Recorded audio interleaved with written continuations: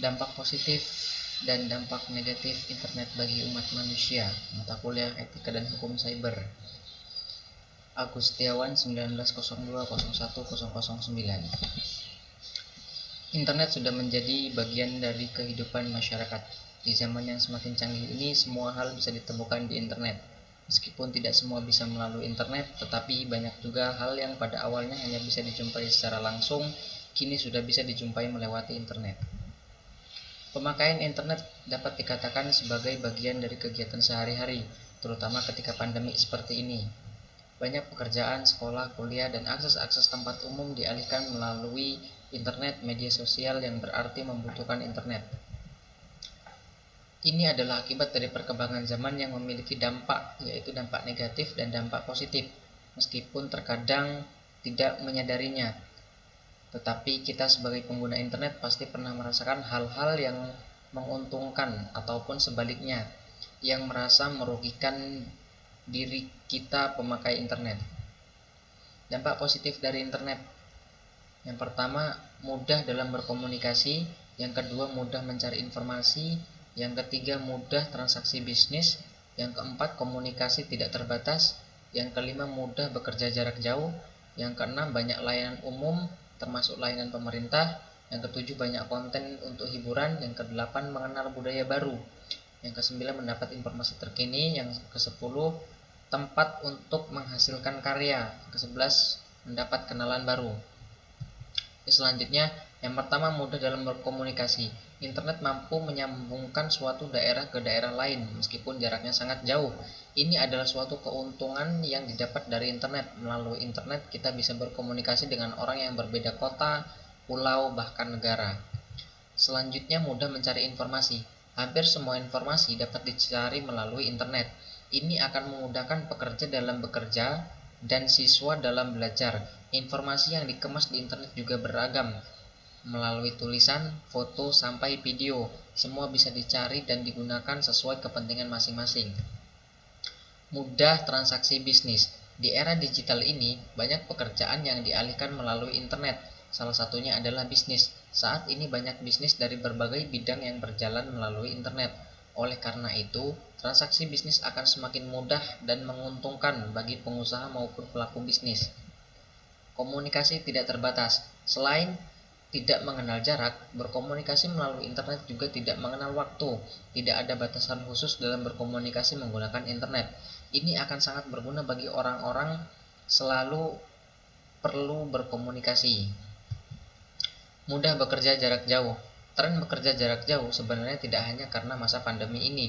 Sebelumnya sudah banyak pekerjaan yang bisa dilakukan dari jarak jauh atau tidak perlu datang ke kantor. Ini semua adalah kecanggihan dari internet. Internet memudahkan para pekerja yang bekerja dengan sistem remote. Banyak layanan umum termasuk layanan pemerintah. Sebelumnya layanan-layanan umum hanya bisa dinikmati ketika berkunjung langsung. Namun sekarang sudah jauh berbeda, kita bisa menikmati layanan umum secara online termasuk layanan yang disediakan oleh pemerintah. Contohnya layanan umum seperti ojek online, GoFood dan lain sebagainya. Dari layanan pemerintah juga banyak seperti pelaporan pajak dan lain sebagainya. Banyak konten untuk hiburan. Ketika sedang merasa lelah, yang dibutuhkan pastinya adalah hiburan. Internet sangat membantu dalam hal ini. Kamu bisa menemukan berbagai macam konten-konten menarik yang menghibur. Mengenal budaya baru.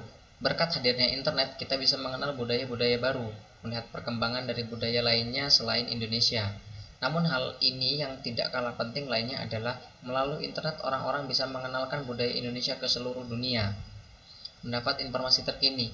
Internet adalah tempat tercepat dalam penyebaran informasi, terutama informasi terkini. Banyak media khusus yang menyebarkan informasi berupa berita terkini. Informasi ini sangat berguna untuk melihat situasi yang ada di sekitar. Tempat untuk menghasilkan karya. Berkat hadirnya internet, banyak orang yang mulai berkarya. Jika awalnya mereka tidak memiliki wadah untuk berkarya, mereka bisa menghasilkan karya melalui internet. Karya-karyanya pun beragam, bisa berupa tulisan, foto, video, dan lain-lainnya. Dapat kenalan baru. Internet yang tidak memiliki batas waktu dan tempat sangat memungkinkan kita untuk mendapat banyak kenalan baru. Salah satu contohnya adalah penggemar musik K-pop yang berasal dari berbagai negara. karena suatu hal mereka akhirnya dipertemukan dan bisa menjalin hubungan. Dampak negatif dari internet: 1. Membahayakan informasi pribadi. 2. Banyak penipuan. 3. Pelecehan seksual atau cyberbullying. Yang keempat, banyak video atau gambar terkait kekerasan. Yang kelima, antisosial. Keenam, banyak informasi palsu. 7. Plagiasi. 8. Tindakan kejahatan. 9. Konten pornografi. 10. Kecanduan internet. 11. Tidak peka keadaan sekitar. 12. Masalah kesehatan. Membahayakan informasi pribadi. Banyak aplikasi atau situs yang mengharuskan penggunanya mengisi informasi-informasi pribadi. Bila informasi-informasi ini disalahgunakan, itu tentu saja akan membahayakan pemilik informasi. Informasi pribadi tersebut bisa digunakan orang yang tidak bertanggung jawab untuk menguntungkan dirinya. Banyak penipuan. Penipuan secara online sudah memakan banyak kasus. Penipuan yang sering terjadi adalah ketika melakukan jual beli secara online. Seringkali seseorang merasa tertipu lantaran tidak mendapat barang sesuai dengan apa yang dibelinya, tetapi malah mendapatkan barang lain atau bahkan barang tersebut tidak datang sama sekali. Pelecehan seksual atau cyberbullying.